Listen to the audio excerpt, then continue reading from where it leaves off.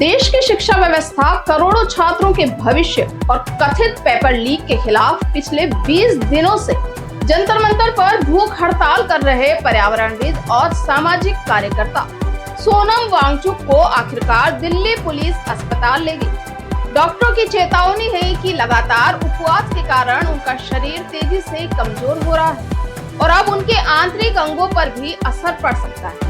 Court के निर्देश और मेडिकल सलाह के बाद पुलिस ने उन्हें अस्पताल में भर्ती कराया, लेकिन बड़ा सवाल अब भी बरकरार है, क्या सरकार इस आंदोलन की मांगों पर कोई जवाब देगी या ये संघर्ष अब और तेज होगा? आइए जानते हैं इस पूरे आंदोलन की शुरुआत से लेकर अब तक की पूरी कहानी। पर्यावरणविद और सामाजिक कार्यकर्ता सोनम वांगचुक को दिल्ली पुलिस ने जंतर मंतर से अस्पताल में भर्ती कराया है।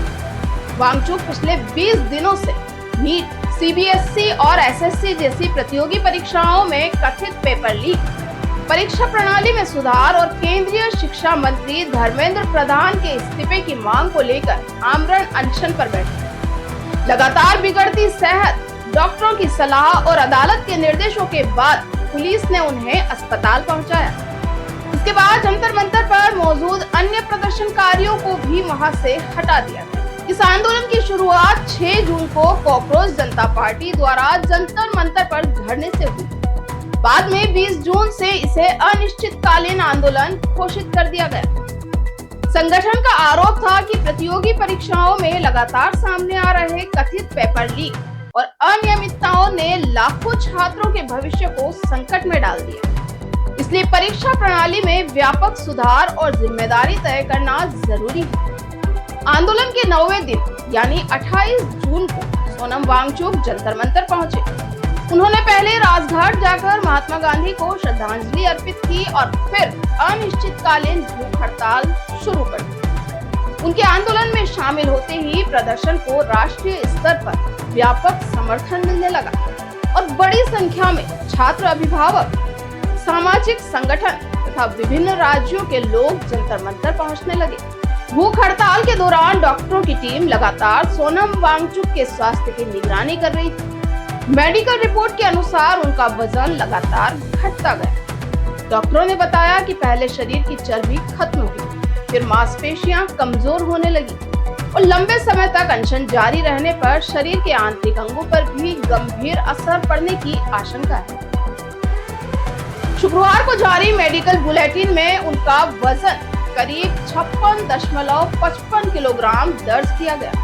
उनका blood pressure 108, 68, blood sugar 70 mgdl और हार्ट रेट 72 बीट प्रति मिनट। डॉक्टरों ने शरीर में डिहाइड्रेशन की भी पुष्टि और लगातार निगरानी की जरूरत बताई। अस्पताल ले जाने से कुछ घंटे पहले सोनम वांगचुक ने एक भावुक वीडियो संदेश जारी किया।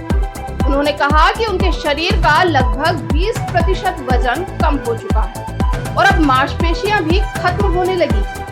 उन्होंने कहा कि अगर अनशन लंबा चला तो शरीर के अंदरूनी अंग भी प्रभावित होंगे, लेकिन उनका हौसला अभी भी मजबूत है। उन्होंने देशवासियों से 20 जुलाई को प्रस्तावित चलो संसद मार्च में बड़ी संख्या में शामिल होने की अपील करते हुए कहा कि यदि प्याज जैसी चीजों की कीमत पर सरकार जवाबदेह हो सकती है, तो करोड़ों छात्रों के भविष्य से जुड़े पेपर लीक जैसे मामलों पर भी जवाबदेही तय होनी चाहिए।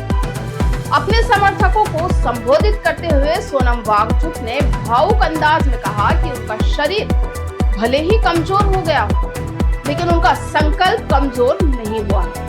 उन्होंने कहा कि वो हर हाल में 20 जुलाई तक जिंदा रहने की कोशिश करेंगे ताकि संसद मार्च में शामिल हो सके। उन्होंने ये भी कहा कि अगर आंदोलन सफल नहीं हुआ तो वो भूत बनकर वापस आएंगे और छात्रों की लड़ाई जारी रखेंगे। आंदोलनकारी संगठन कॉकरोच जनता पार्टी की प्रमुख मांगों में प्रतियोगी परीक्षाओं में कथित पेपर लीक की निष्पक्ष और उच्च स्तरीय जांच, परीक्षा प्रणाली में व्यापक सुधार, प्रभावित छात्रों को न्याय और केंद्रीय शिक्षा मंत्री धर्मेंद्र प्रधान के इस्तीफे की मांग शामिल है। संगठन का कहना है कि जब तक इन मांगों पर ठोस कार्रवाई नहीं होती, आंदोलन जारी रहेगा। वांगचुक के आंदोलन को कई सामाजिक संगठनों और विपक्षी नेताओं का समर्थन मिला। कांग्रेस नेता पवन खेड़ा, केसी वेणुगोपाल, सचिन पायलट, एनसीपी सांसद सुप्रिया सुले, हरियाणा के पूर्व उप मुख्यमंत्री दुष्यंत चौटाला सहित कई नेताओं ने आंदोलन के प्रति समर्थन व्यक्त किया। शिवसेना प्रमुख उद्धव ठाकरे ने भी शिक्षा व्यवस्था में सुधार की मांग को उचित बताते हुए सरकार से संवेदनशीलता दिखाने की अपील की। ये पहली भूख हड़ताल नहीं, सोनम वांगचुक इससे पहले भी लद्दाख को राज्य का दर्जा, संविधान की 6ठी अनुसूची में शामिल करने और पर्यावरण संरक्षण की मांग को लेकर 2024 में 2 लंबे अनशन कर चुके। इस बार उनका आंदोलन पूरी तरह छात्रों के भविष्य, परीक्षा व्यवस्था की पारदर्शिता और शिक्षा प्रणाली में जवाबदेही की मांग पर केंद्रित था। सोनम वांगचुक के अस्पताल में भर्ती होने के बाद फिलहाल जंतर मंतर का धरना समाप्त हो गया है, लेकिन आंदोलन खत्म नहीं माना जा रहा। संगठन ने स्पष्ट किया कि उनकी मांगे पूरी तरह लोकतांत्रिक तरीके से संघर्ष जारी रहेगा। अब सभी की नजर सरकार की अगली प्रतिक्रिया और 20 जुलाई को प्रस्तावित संसद मार्च पर टिकी हुई है।